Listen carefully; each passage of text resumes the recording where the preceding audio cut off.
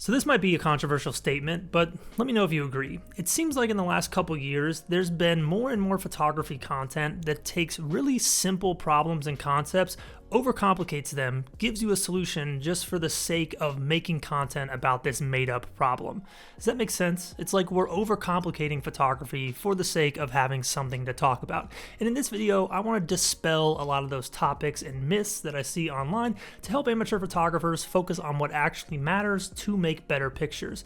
And the concepts in this video are things that professionals do acknowledge and understand, but they look at them in a completely different perspective than amateur photographers and from the perspective that is commonly presented online. So today I want to give you some clarity on these hot topics and hopefully help you make better pictures quickly. And everything I'm talking about in today's video is based on my own experience for the last 10 years, as well as the experiences and things I've witnessed of my peers in the photography industry who are a lot better at photography and more successful than me. So let's get into it, and big thank you to Squarespace for sponsoring today's video. We'll talk about them a little bit later on. Now, myth number one that we got to debunk is this myth that your camera does not matter. Now, hear me out. Before you get upset in the comments, your camera matters because it is a tool, and professional photographers understand that different tools perform different tasks better. Now, when you're an amateur photographer, when you're just starting out, you're getting into the hobby, or you're getting into this potential career path or way for you to make money, it is understandable if you only have one camera and one lens at your disposal, because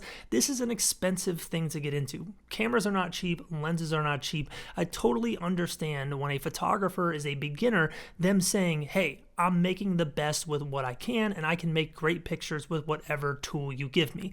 That sentiment right there will carry on throughout your entire career. You can hand me an iPhone, and I can make great pictures with an iPhone.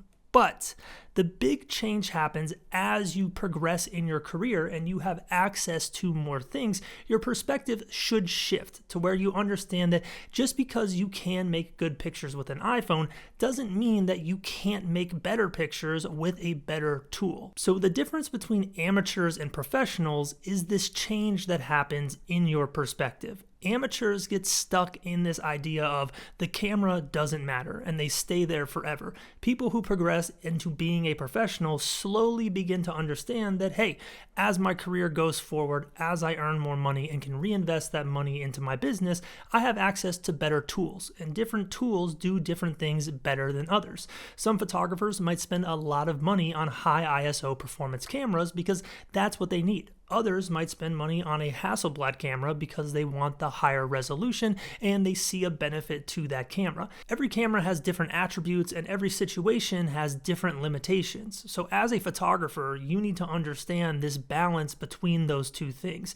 If you are skilled, yes, you can make great photos with whatever camera you have on your person. Maybe you're in a situation where you can only have an iPhone. That is where skill matters. It's important to know how to make a great picture with whatever you are using, but it's also okay to acknowledge the fact that if you're in a situation where you have access to a variety of different cameras or something better than an iPhone, you're going to get a better result in using the camera that is better than the iPhone. There is no perfect scenario here, but just blanketly making the statement of your camera doesn't matter is unfortunately something that only amateurs say. And like I said, if you're just starting out and you don't have access to a lot of resources, that's completely fine. Make do with what you have. But as you grow, be okay with adopting a new mindset and saying, hey, maybe that Nikon D3100 that I had back in the day isn't as good as the Z8 that I'm fortunate enough to be able to use now. Now, myth number two is always highlighted by this famous YouTube thumbnail. It's someone holding up a camera and pointing at it and them saying something like, change these settings for better pictures instantly.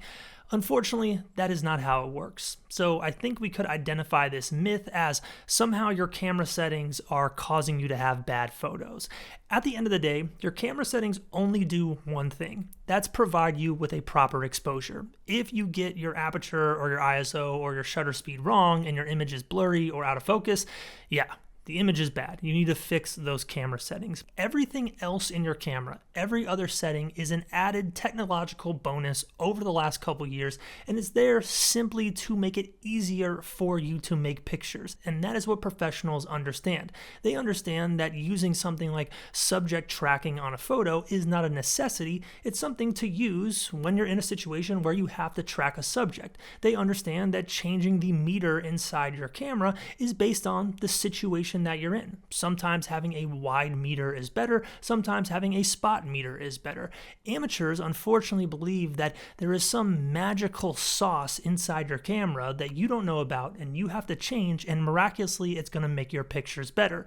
At the end of the day, professionals understand that all of these things are just here to help you have an easier time creating the images you see in your head. And the images you see in your head are images based on the fundamental elements of photography: composition, lighting, and a proper exposure. Once you have those three things, you can add in some of these awesome settings that modern cameras have to make your life a little bit easier, but without those fundamentals, you're not going to make a good picture no matter how much you change your settings. Better pictures come from more solid fundamentals, and you learn these fundamentals simply through experience. Go out, apply yourself, and that's the best way to learn photography. And then add in all this modern tech once you have that dialed in. Now, photography myth number 3 we have to talk about is this myth that every photo needs to be sharp. For whatever reason, amateur photographers and people learning photography have this obsession with sharpness. Anytime someone posts a video talking about why your photos are not sharp, the video does extremely well. I've noticed it on my channel, I've seen it with my friends' channels,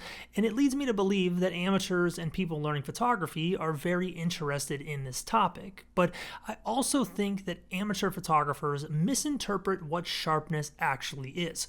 Sharpness is basically a spectrum. Sharpness can be defined any way you want based on how you view an image. Now, technically speaking, sharpness is defined as the amount of contrast in your image. If there's a lot of micro contrast showing detail, showing texture, the image is perceived as more sharp. And creating a sharp image is achieved by having proper camera settings, certain lenses, and certain lighting. But amateur photographers seem to get hung up on every photo needing to be tack sharp, whereas professional photographers understand that sharpness is just a visual element that helps you tell a story based on which situation that you are in. So if you're someone who is a real estate photographer, obviously it's beneficial to have nice sharp photos because it can help your client sell their house faster.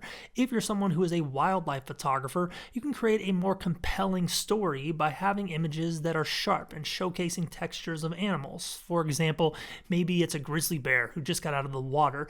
If you have nice directional lighting and you're using a good lens and your settings are on point, having that sharp photo of the bear with the wet hair and the salmon in its mouth is going to be much more visually impactful than an image that was shot in boring flat lighting that doesn't have the same amount of texture. Another example would be someone who does macro photography. Having a lot of detail and micro contrast in your macro photos is very important to creating an image that is visually compelling and stands out amongst all the other macro photos out there. But there's also scenarios where sharpness is not as critical to the overall impact of an image. Take my personal favorite photographer of all time, Alex Webb, as a great example. Conventionally speaking, Alex Webb has a lot of photos that are not as sharp as they technically could be. There's a lot of examples of Alex Webb having subjects that have motion in them in his photos. There's times where his depth of field might be slightly off, but the image still does what it needs to do because the composition and fundamentals are so on point. The images are stunning, and the sharpness doesn't matter as much. Same thing goes for, those film nostalgic looking photos where people are using pro mist filters. The lack of sharpness is actually a visual element that adds to the overall viewer interpretation of the photo. So the key difference here between a professional mindset and an amateur mindset is professionals understanding that sharpness is something to use when it's appropriate, but it doesn't always have to be there. Whereas amateurs, based on my own interpretation of what I see on the internet, believe that sharpness is one of the most crucial pieces of a photograph. It's not. It's just important when it needs to be there, but at times when it's not there, it can actually help your image as well. So before we continue on with this video, I briefly want to thank today's sponsor, Squarespace. If you are an amateur photographer out there, either looking to take your business to the next level, turn photography into a side hustle, or maybe you're just looking to showcase your work somewhere outside of social media, no one makes it easier than a website built on Squarespace. My website, evanranft.com, allows me to sell my presets, showcase my work, sell my photo books. I even have a free course that I built on Squarespace, and the reason I love Squarespace and I started using them long before they were a sponsor on this channel is because they just simplify the entire process of running a website. You see, Squarespace has drag and drop templates that apply to all their tools. So your website obviously is an award-winning drag and drop template, but your email marketing tools are also easy to use templates.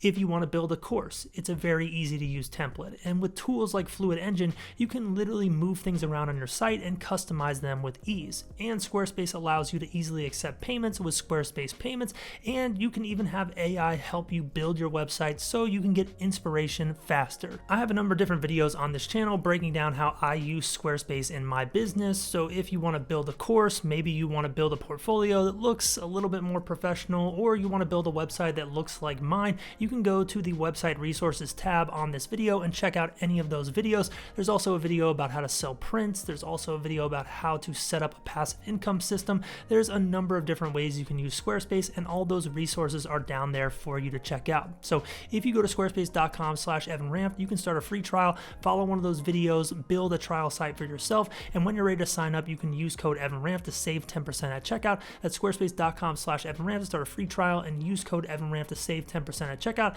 Big thank you to Squarespace for sponsoring today's video. So the fourth myth we got to go over is this myth of manual mode. Now, I've made a whole video about this, so I'm not going to spend too much time on this one, but a lot of amateur photographers believe that manual mode is the end-all be-all. You're only a professional if you use manual mode, whereas professionals understand that manual mode is just like any mode on your camera. You use it when it's appropriate.